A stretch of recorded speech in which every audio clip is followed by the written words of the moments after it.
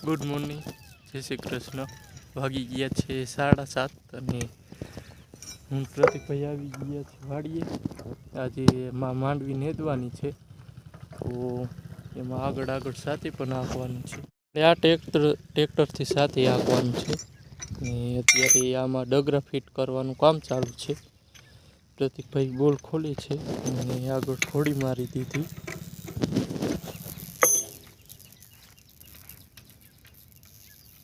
આગળ હાથી હાકીને પછી આજે આપણા માણસો આવશે, પાછળ નેતા જશે.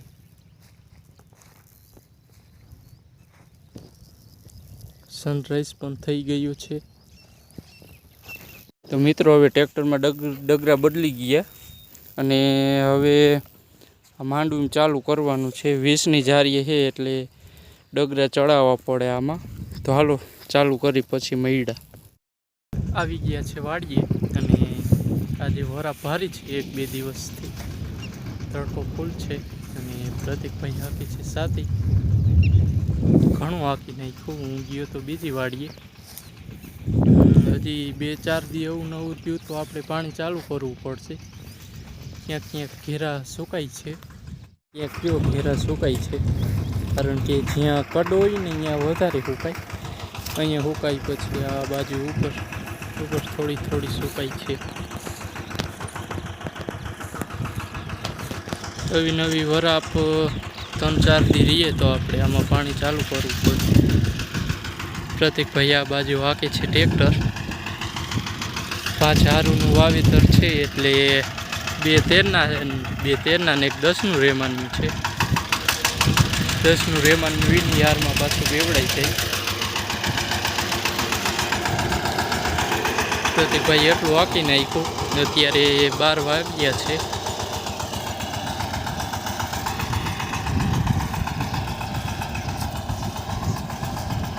આ હારમાં 13નું રહીએ, આ હારમાં 13નું રહીએ અને આ હારમાં 10નું રહીએ. 10નું પાછી આના હારમાં આવે અને 2 13ના આમાં આવી જાય. માંડવી ખડ છે થોડું આપણે 1-2 દી પછી માણસો નેતશે આમાં. એકવાર હાથી હાલી જાય ને, વરાપ ભારી છે એટલે થઈ જાય સરખી. હાથી હાલી ગયું પછી નેદવામાં જીહારમાં ખડું એ જ લેવાનું રહીએ.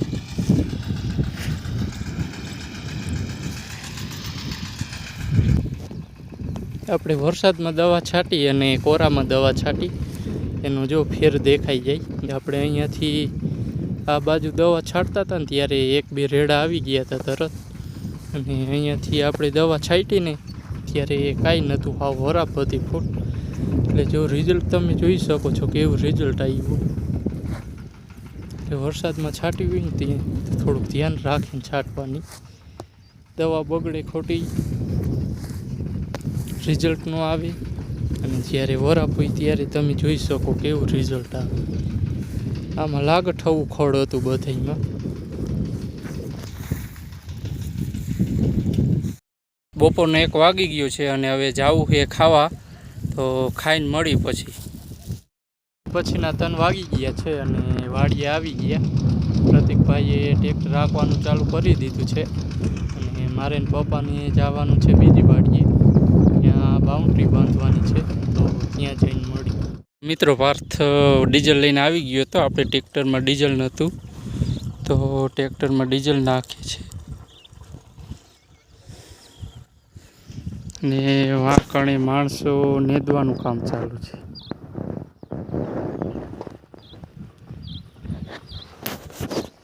આપણે અહીંથી આટલું જ બાકી રહ્યું. આ બાજુ તો હાલી ગયું છે.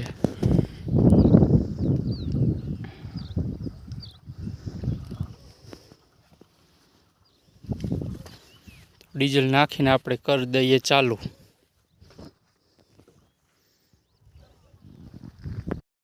39 નંબરમાં આપણે બાઉન્ડ્રી બાંધવાનું કામ ચાલુ હતું, એ અડધું થઈ ગયું છે.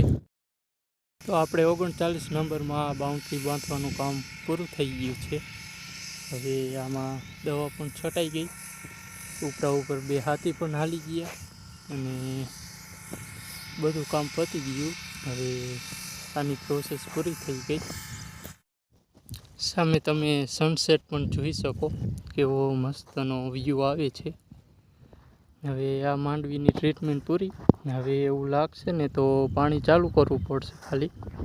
બાકી નેદાઈ ગયું કમ્પ્લીટ. 2-3 વાર હાથી હાલી ગયા. 1-2 રાઉન્ડ દવાના પણ લાગી ગયા.